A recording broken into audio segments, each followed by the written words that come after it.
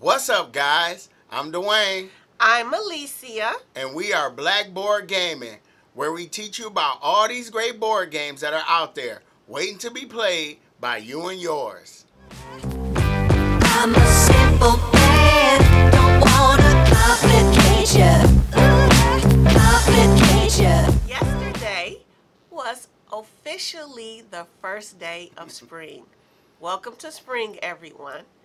Today we're going to talk about a simple card game called Herbaceous. Herbaceous is a game designed by Steve Finn, Eduardo Baraf, and published by Pencil First Games. Let's go to the table for a quick overview of this game. Herbaceous is a card game for 1 to 4 players where the players are out picking fresh herbs from the garden. The game comes with 63 herb cards, and there are 7 types of herbs in the game.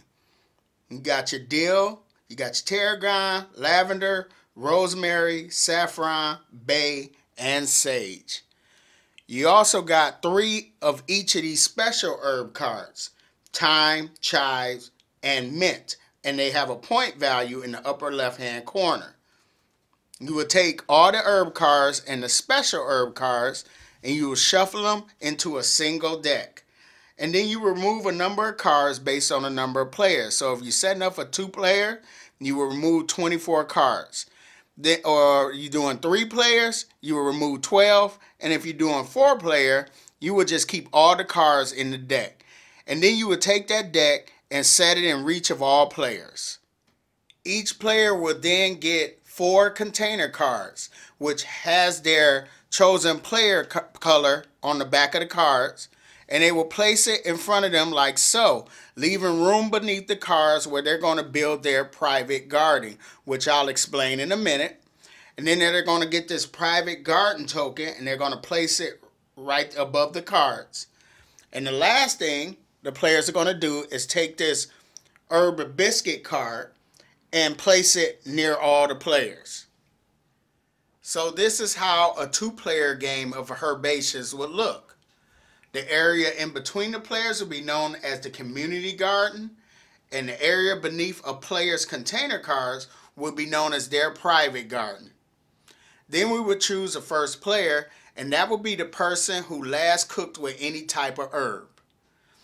On a player's turn, they will do 2 actions.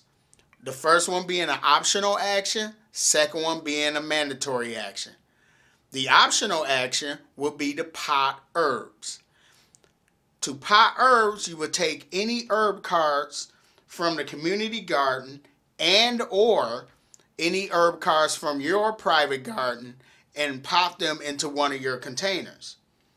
Being that there are no herb cards out at the beginning of the game, that player would skip that action and go into the mandatory action, which is plant herbs.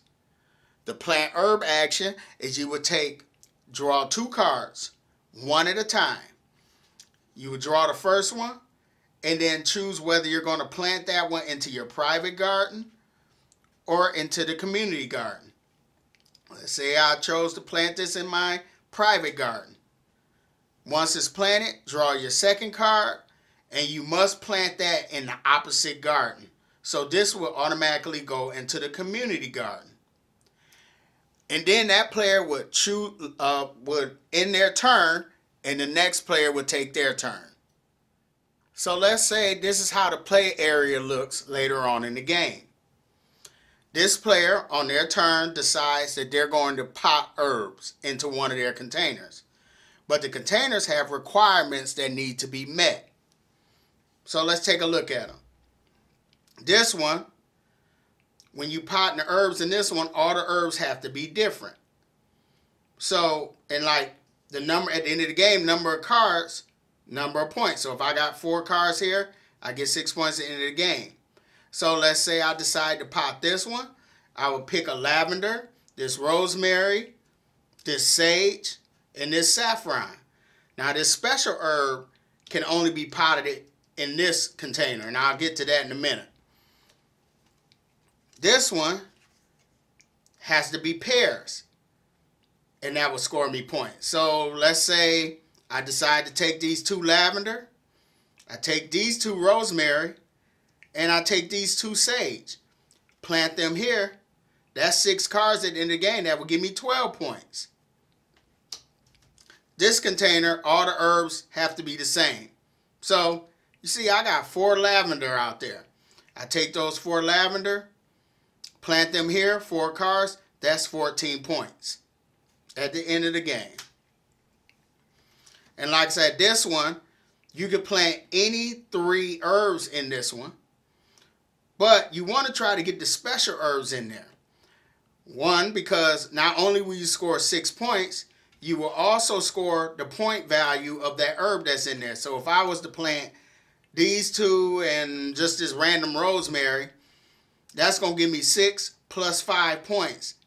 So that's 11 points that this container card will give me at the end of the game. Another thing you want to try to do, like I told you at the beginning of the overview, there were 3 special herb cards. So there's one that has a 1 point value. If you were able to get these 2 and that 1 point value herb, you could, I think it's mint. You plant those here. Not only will you get 6 points, and then 6 points from here, but you will also get this herb biscuit card. Wow, that looks good. And you will get another 5 points at the end of the game. So you definitely want to shoot to that, because that will give you some big points. So play will continue until all players have potted all their container cards.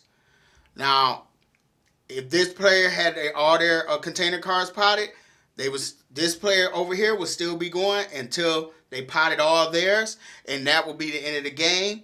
Players will count up all their points, and whoever got the most points will be the winner of Herbaceous. I really enjoyed playing this game with you. But I have one slight beef with the game. Oh, really? Yep. Okay. I'm not talking about it yet. All right. So let's jump right to it. What did you think about the theme? I like the theme. We're picking herbs from our garden, relaxing. Yeah, theme. it's just simple. Yeah. It's nothing that, like, just, based on the art, that pulls you into what you're doing. Okay, what did you think about the components? It's a card game. Yeah, it's nice cards. That's all, you're playing cards. All right. What did you think about the art? The art in this game is really pretty. In fact, when you set it out, that's actually what caught my eye. The art on the back of the cards. On the back of the cards? Yes, that was so pretty to me. I love that pattern. But the art is so pretty. And what I especially like is when you had them all spread out on the table. Spread out on the table. And I kept seeing the contrast of the purple and the green. That's just so pretty to me. Yeah, you really like your purple. Oh my goodness. But it just was so visually appealing. Yeah, I like the fact that, the herbs on the cards, they had a distinct look to them. Like the thyme, you could tell the thyme, you could tell the sage and the bay leaves and all that. So I really did like the art on the cards. Yes. Beth Sobel does a great job. Yes, and the detail was very nice too. Yeah. So what did you think about the mechanics? All right. So set collecting, I liked.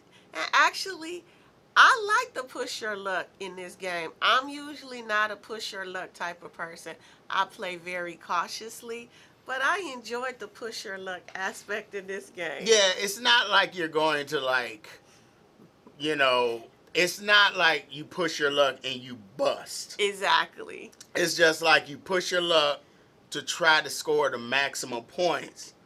And when you about to do it, your opponent goes and beats you to it, and you gotta start all over so again. So it's not like so detriment exactly. to your gameplay. Exactly. Okay, what do you think about the teach? Okay, this game is not complicated. It's very easy to teach and very easy to learn. Yeah, I was sitting there like watching a video. I don't even remember what the video was, but I had the cards on the table, like looking at the rules, and I'm like, "Oh, this is it. This is simple." But it actually turned out to be really fun, though. It was fun, and honestly, I would not say this about a lot of games, but this is a game you can actually learn by just playing it. Yeah, it is. So overall, what did you think about this game? I love the game. So, What? Oh, what's you your tried. what's your beef with the game? Okay, I really enjoyed this game. This is a great, like, short game, filler game, beautiful art. My beef is being okay. They got you notice that I purposely mentioned each herb that they have in the game. Yes. Did you hear me say basil? No. Why is there no basil in the game? I mean, you got saffron. Saffron's expensive. Saffron is not common. You got, like, as being somebody that works in the kitchen, I know about all these herbs, but basil is the herb. Basil is a staple. Yeah, so why is there no basil in the game? Okay, so this is what I want. Pencil first. Hear me out. Do a basil expansion. Come on now, a basil expansion. Yeah, they can do it. Give me a basil expansion. Something to put basil in the game. I think basil should be in a game about herbs. I'm sorry. You know, other than that, great game. Love it. Love it. I'm putting this game in a category that I'm having. It's called Get It In Where You Can Fit It In. Okay, that's the category of games. So for criteria to be, the criteria of the game needs to be a game you could play in less than a half hour. Okay. Okay. It has to be able to play at 2 players. So like just one is a small game, but you need a lot of players. I'm talking about it has to be 2 players can play this game. Okay. Okay. This game has to be able to fit in your purse, in your Okay. bag. Now, I don't mean your sneak your dinner into the movie theater purse. I mean just a regular purse. You could take this game, play it during your lunch break, while you waiting on your dinner at the restaurant, something like that. Herbaceous, this is a great, nice, light game, easy to learn. We love it. So, if you like the contents of this video, feel free to hit the like button, subscribe, follow us on Facebook, Instagram, and Twitter. And like I said, Herbaceous is a keeper for us. I'm Dwayne. I'm Alicia. We are Blackboard Gaming, and we will see you next time.